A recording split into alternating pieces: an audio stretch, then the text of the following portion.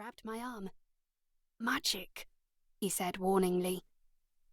I nodded and slowly lowered my wand. Then Petra noticed a window on the side. "It's not locked." Delph boosted her up first, and she slid through. I followed. Delph lifted Harry too through the opening and into my arms, and then he brought up the rear. We were inside a vast chamber that was far larger than Steeple's, though it had similar brightly coloured windows, rows of seats, and a raised area up front where sermons were no doubt given. I wondered whether the sermonizer who spoke here was as depressing as Ezekiel. Petra said in a hushed tone, "Where do we go now?"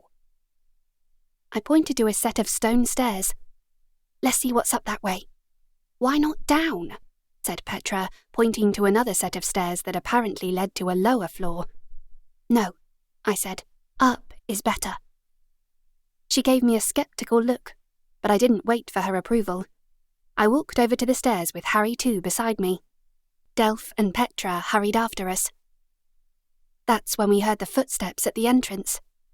We ducked down between two sets of pews as I heard someone say, "Ingresso."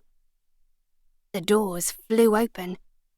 I lifted my head a bit so I could see over the backs of the pews. It was the same two cloaked figures. But this was impossible. I hadn't used magic before they got here. How could they be? I looked down at the mark on my hand. Was it that?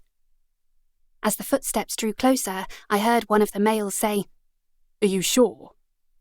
I peered over the edge again in time to see the other bloke hold up his wand. "See for yourself," he said. The wand was glowing. He spun round to face where we were hiding. "There," he snapped. He pointed his wand and said, "Infernus!" "Imbattlemento!" I instantly cried out. His blast of fire ricocheted off my shield spell, and he had to duck to avoid being incinerated. The second bloke rushed forward, casting spell after spell our way, each more powerful than the last. Petra cast a shield spell as well, and his magic rebounded off it and smashed into the pews, destroying them. Spells were now being cast so quickly I could barely follow them. Glass shattered, wooden pews disintegrated, and a small statue exploded when hit by a glancing blow from a rebounding spell. I had never been in such a battle as fast and fierce as this one. Though we were still invisible, we were in terrible danger of being killed simply by being in this confined space. I was hurling spells so quickly I could barely remember thinking of the incantation before sending it off.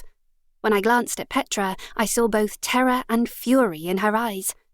Somehow, this filled me with resolve. I slid on my belly, squeezed under a pew, came up behind the bloke and said, "Impacto!" He was blasted off his feet and flung against a wall. But the bloke rebounded off it, turned and fired multiple spells in my general direction. I ducked, then threw myself over a pew.